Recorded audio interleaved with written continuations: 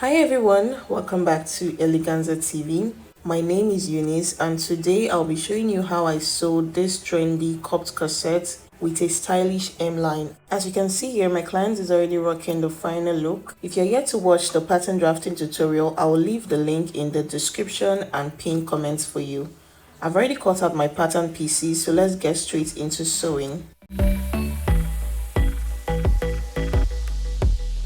So we started by cutting the pattern on the main fabric and the lining. I used half an inch on the open core pieces. Then I added 1 inch on the side part of the front. I also came down by 1 inch on that sharp point for the front because I wanted the inverted M line to be more visible. So I interfaced my main fabric already, and I'm just going ahead to take note of the back of the lining. As you know, the front bodice is a whole piece like a dartless corset. Then for the back part, I use half an inch on all the seams and then 1 inch on the side part for my sewing allowance. I added interfacing for the main fabric and cut my lining the same way. Also for the yoke parts, I'm using a chantilly lace and I use half inch all around it. So this is everything for the pattern.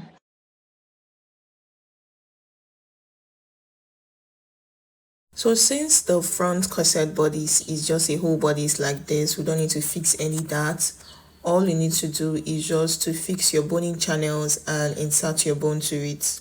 So I'm just going to be drawing several lines following the inspiration.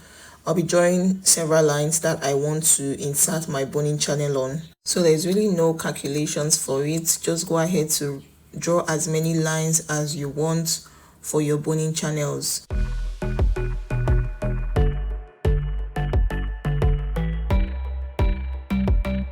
So after I was done drawing all the lines, this is what it looks like. So I'm going to keep it aside and work on the other stuff.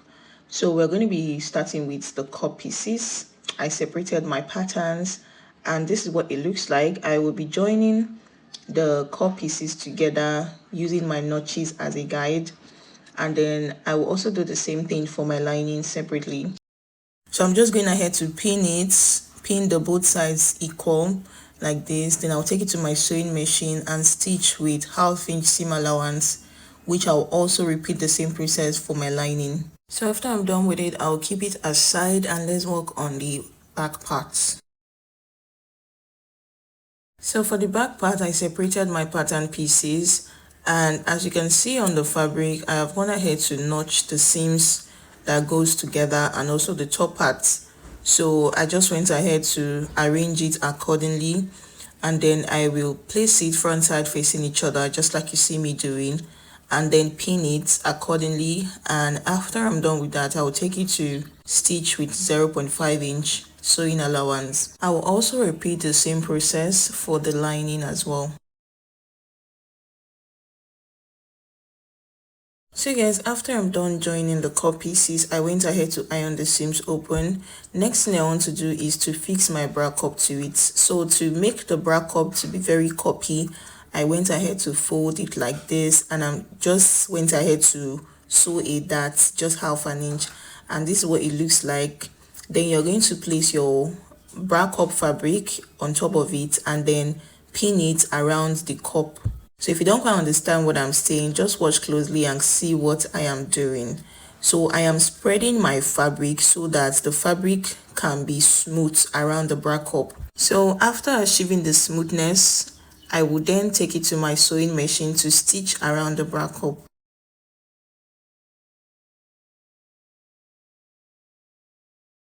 So this is the back part. After sewing the seams, I fixed my sewable boning to it and ironed it to make it flat. So I'll keep it aside now and let's go over to the front part. So I'm trying to be fast so that the video is not too long. For this front part, after drawing my boning lines, I'm using this fabric to do my boning channel. So the fabric is about 2 inches wide. Then I ironed it on fold. So what I'm going to do is start first with this slanted part. I'm going to stitch on one side, and then after stitching to the end, I will then fold my bias to the other side and top stitch on it. So that is just how to do the biasing for this corset. So after I'm done sewing for these slanted parts, after top stitching it, I will place my bias again on the straight part and continue the same process. So I'm going to continue the same process till I get to the other end. So when you get to the other side, you need to sew the bias on the slanted line first before sewing on the straight parts to cover up the rough edge on top. So guys, I've gone ahead to sew my bias lines and I ironed it to make it relax. This is what it looks on the inside as well. The next thing I want to do is to fix plastic bone to it. So the front parts, you don't need Regilene boning, all you need is your plastic boning. While the back parts, you need your Regilene boning and your plastic boning. So before I go ahead to fix the plastic boning, I first of all want to fix my bra cup to it so that my plastic boning doesn't get to the top and it will now be difficult for me to stitch. So I went ahead to pin my bra cup around the open space, the cup open space. So just follow the process exactly as you see me doing. So after pinning the cup to it, you're going to stitch around it with 1/2 inch seam allowance. Then for this open part on the cup, I went ahead to add hemming gum to it and I'm going to iron it. So this is going to keep the cup and the fabric together. It's going to make it hold together. Then I will also do the same process of joining the cup on the other side.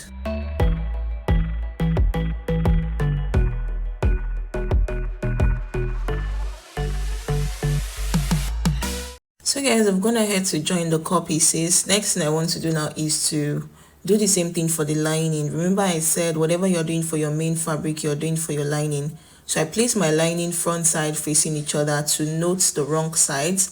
Then after doing that, I am also going to join the cup pieces of the lining around the open space. So guys, right here I am done fixing my plastic boning inside of the boning channel.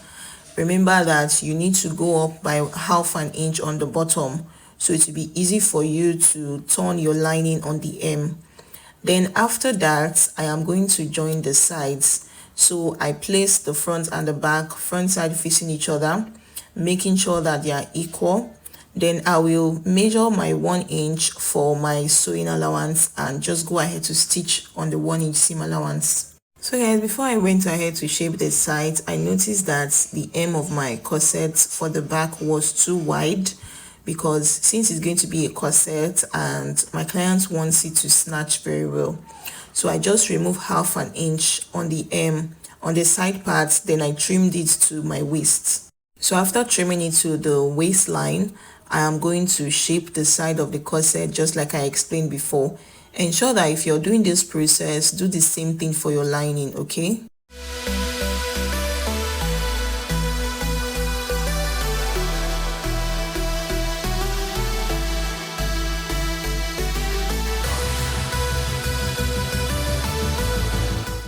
So after I was done pinning the sides together, I went ahead to mark 1 inch on the bust, on the waist, and on the top line. Then I just connected all the points together. So guys, after joining the main fabric, I also did the same thing for my lining. I pinned the sides together, front side facing front side of the main fabric. Then I'll also mark my 1 inch sewing allowance and go ahead to stitch accordingly. So right now we are done shaping the side. Next thing to do now is to fix our Regilene boning. So first of all, I trimmed the excess to remain 1/2 inch. Then after doing that, I measured my Regilene boning 1/2 inch away from the top and the bottom. Then I'm just going to stitch on both sides of the Regilene boning line. And then after that, for the center back, I came in by 0.5 inch. Then after doing that, I connected all the points to form a straight line. So I will also be sewing a boning on that same line. But for this boning, you're going to start stitching after the marked line. So the reason why I marked the 0.5 inch line was to give sewing allowance to turn the side of the back. So ensure that you stitch your boning after the marked line. So I'm going to take it to my sewing machine and stitch my boning on all the lines that I want to stitch it on, okay? And then I'll iron it to make it relax.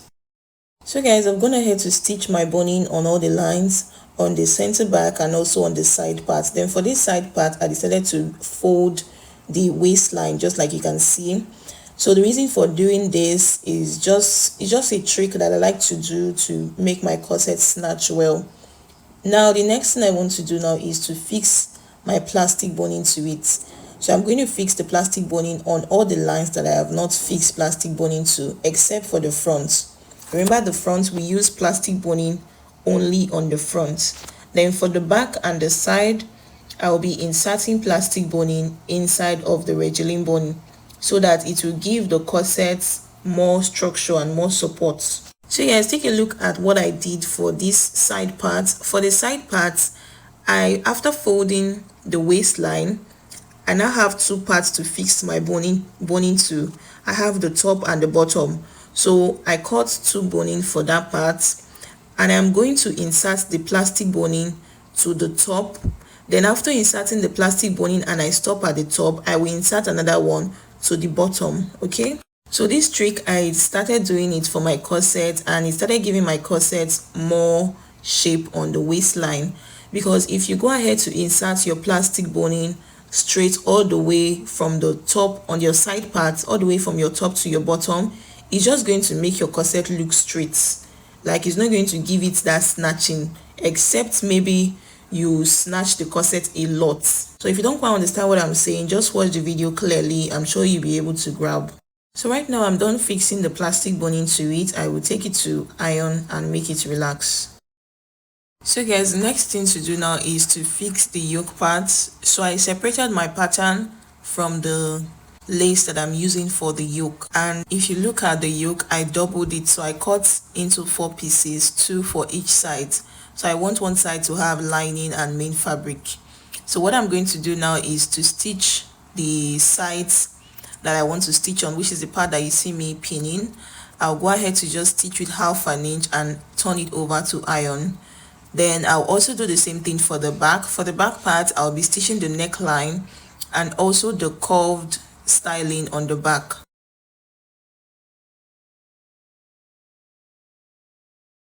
So now I'm done with stitching of the yoke, and I also put a button loop on one side of the back neckline. Next thing I want to do now is to fix the yoke to it. So first of all, I went ahead to measure the yoke starting from my front seam line to the side to know how many allowance I'm going to be joining.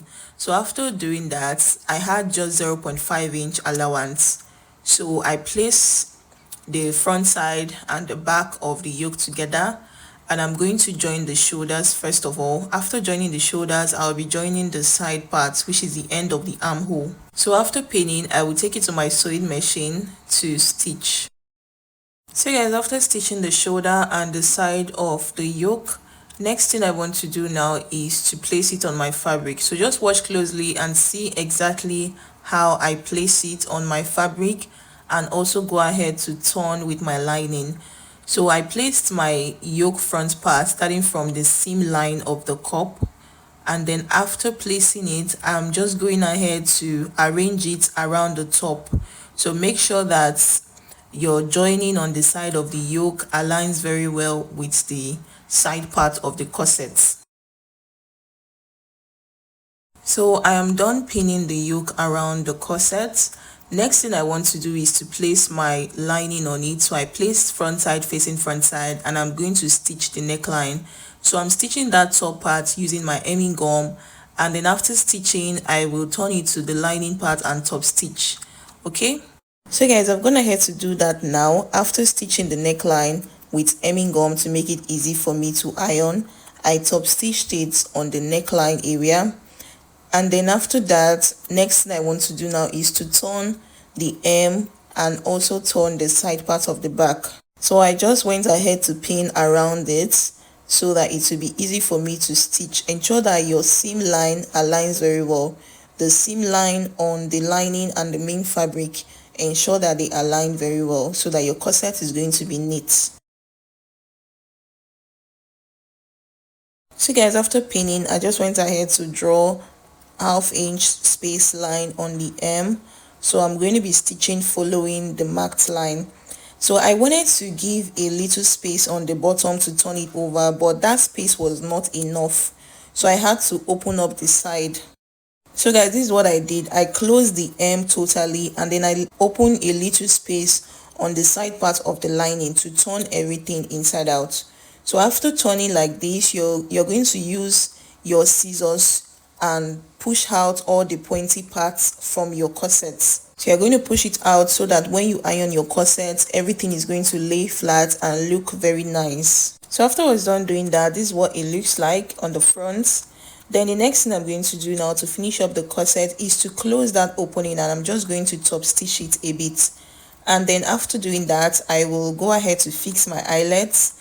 I'll first of all top stitch on that folded part, that part that has boning, and then fix my sleeve and fix the eyelets. So guys, this is what the dress looks like. Hope you find this tutorial helpful, and let me know if you want to try it out using this pattern, and if you do and it works well, don't forget to come back to say thank you. Bye guys, see you in our next one.